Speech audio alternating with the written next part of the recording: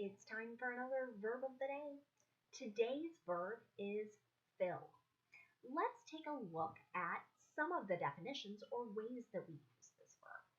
The first way you might hear the verb fill used is to mean to cause something to become full or almost full. And this something could be referring to a container of some kind, right? So you might fill a glass with water, right? The glass is the container. It could be referring to a space. So if you think back pre-pandemic when we could gather in large crowds, you might talk about an auditorium filling with people before some sort of play or performance. We can also use this definition, though, to sort of even talk about ourselves and our bodies. So perhaps as you read a story, you might see an author use a phrase like her eyes filled with tears. So many ways that this first usage can be employed. A second way you might hear the verb fill used is to mean to become an overwhelming presence in. So with this particular definition, I think of smells, and sometimes it can be really good, right? You're baking cookies or something really good, and maybe your house fills with the smell of cookies. Could also be not so pleasant. I was just outside taking a walk, and I could smell some, let's say, manure, so farming smells. And that felt like it was filling the air. So there was this significant presence of this particular odor. A third way you can use the verb fill is to mean to appoint a person to hold a certain role. Again, sometimes if you're following politics, right now the current president is filling his cabinet, and people are getting approved for particular roles in the administration. A fourth way to use the verb fill is to mean to be supplied with medication. So this particular usage is really focused on going to a pharmacy and having a prescription filled. So that means the pharmacist is supplying you with a particular form of medication. You should know that fill is a regular verb. To make the progressive tense, all we need to do is add ing to form filling. The past tense and participle forms of this verb are made by adding ed.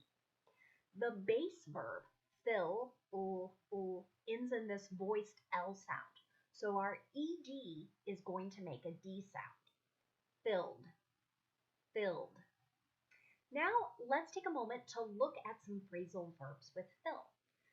We have several to look at. The first we're going to start with is fill in. You're going to see that there are slight variations of this, but it can have a few different meanings.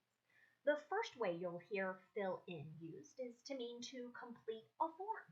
So an example sentence might be, I filled in the application and mailed it. Fill in could also mean to substitute for someone at work. Let's take a look at an example sentence with that. Jane just had a baby, so Carrie will fill in while Jane is on maternity leave. So the idea here is Carrie is substituting for Jane at work. Now, fill in for can be used in a similar way. If I was creating another sentence, I could say, Carrie will fill in for Jane. So when we use for, what comes next is either going to be a person's name or maybe an object pronoun like me, him, her, them, etc. The last sort of variation of fill in is to fill someone in on. And this means that you are providing some information. So here's an example of that. I'm sorry I missed the meeting. Will you fill me in on what happened? So generally you're going to hear this usage when someone has missed something and they want to know, What information did I miss? Another phrasal verb you might hear is fill out. This also means to complete a form. So the same definition as the first fill in that we looked at. So really, I could take the first sentence and just swap out the preposition. I could say, I filled out the application form and mailed it. It's going to have really the same meaning. The last phrasal verb for us to look at is fill up. This means to fill something completely. We're not able to add more. Here's an example of that. I stopped at the gas station and filled up my tank. So I put enough gas in my car so that I could not add any more.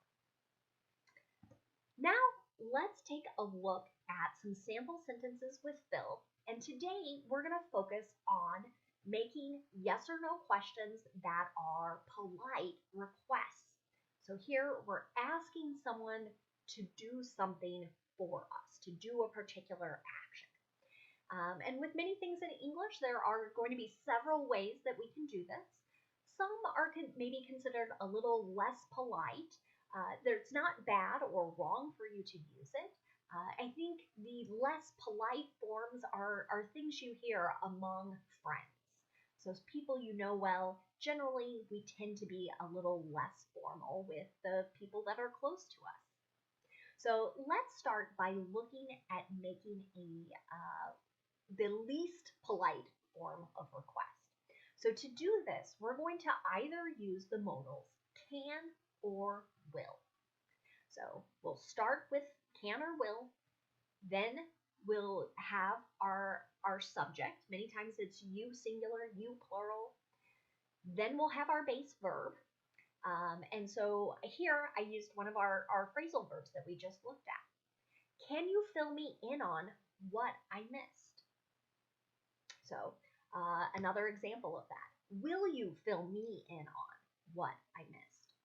Okay. Both of those are perfectly fine to say to anybody. And we could always make them just a little more polite. We could add please at the end of those. That's always a good habit to have. Right? So if someone had asked us those questions, though, we could answer in the affirmative by saying, sure, certainly, of course, no problem, or I'd be glad to. But for maybe we have a reason that we are not able to satisfy this request. You could say, I'm sorry, but I can't.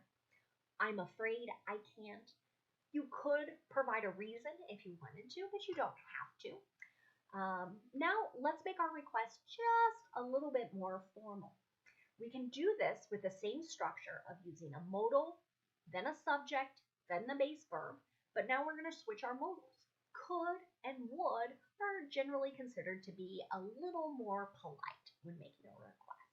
So here's another example question. Could you fill in for me next week? Would you fill in for me next week? Either one of those would have the same meaning, and here I'm asking for someone to substitute for me at work. And what you'll notice here is if I want to answer in the affirmative, the exact same things we just talked about, sure, certainly, etc. Those are great ways to answer it. And if you want to say no to someone's request, again, saying, I'm sorry, I can't, that's a very polite way to handle it, or I'm afraid I can't. Okay? Now, the last way that we are going to make our most polite request is really a different structure. So we're going to start with would, then we'll have the subject, so the person we're requesting to do a particular action. And then we're going to use mind and then the ing form of the verb. Would you mind filling out this form? Okay, so this might be something a person at work says to a potential client or customer. Okay? So here, what we're really asking is this too much of a bother, right? And that's sort of what makes this very polite. So what might seem funny, though, is the way we affirmatively answer this question. So when I say, would you mind, essentially I'm saying, am I bothering you? by asking you to do this thing? So if you want to answer in the affirmative, you're going to use negative sounding words. You're going to say, not at all, right? It's not a bother. Of course not. I don't mind. I am not bothered. Someone could say, I'm glad to, or no problem. Okay? Now, you'll notice negative answers are going to go in the same structure. Would you mind filling this out? You might hear somebody say, yes, I mind. That could be rather rude. So I'm going to encourage you instead, stick to the, I'm sorry, I can't, I'm afraid I can't type of wording. Just so you have more pleasant interactions with people. Now, let's take a look at some words and phrases that are related to our verb fill. And the first word we're going to look at is just the noun form of this word. So exact same spelling, exact same pronunciation. This is an amount of something, which is as much as one person wants or that a person can handle. Here is an example that I think will help us understand that definition. I've had my fill of sugar. And so maybe I've taste tested a lot of desserts and sweets, and oh, now my stomach hurts. I cannot handle any more sugar, any other sweets. Another noun that you might hear is filler. And broadly speaking, this is just something that fills. You might hear it used in reference to packaging, but there's many different ways to use this noun. I'm going to give you two examples. Here's the first. And like are fillers in speech. Particularly here in the United States, you will hear many speakers use and like because they're uncomfortable with the silence. I think I do this in the videos some days as I'm trying to think about my next sentence, or maybe I want to remind you something and I need a bit of a placeholder while I'm processing that thought. So you might hear an and that's what it is. It's filling the space. Another example sentence. That part of the newspaper is just filler. So it's a particular picture or announcement is really just there to fill the space. Again, so it's not empty. Another noun you might hear, particularly in the workplace now, is fillable forms. What's meant by this is electronic documents that can easily be edited. So as our technology continues to evolve, this becomes more commonplace where you can type directly onto a form. As more things became digitized, you might be able to find a form online, but then you would have to print it out and then you would handwrite on it and maybe mail it in. Now, that can still happen with some forms and applications, but now it's more common to see things where you can type directly and submit it electronically. The last thing we're going to look at today is the phrase to fill someone's shoes. What this means is to take over someone's duties and do a good job with them. That's an important part of it. So as people come into new jobs or new roles, sometimes you'll hear that question, will this person be able to fill the last employee's shoes? So again, take on their responsibilities and do a good job with it. Let me use that phrase in an example sentence. Will this new employee be able to fill Sonia's shoes? So here, Sonia must be the previous employee that was in a particular role, and now someone new is coming in and someone is asking, do we think this person is going to be as successful, as good at this job as Sonia was? Thanks so much for watching today's video.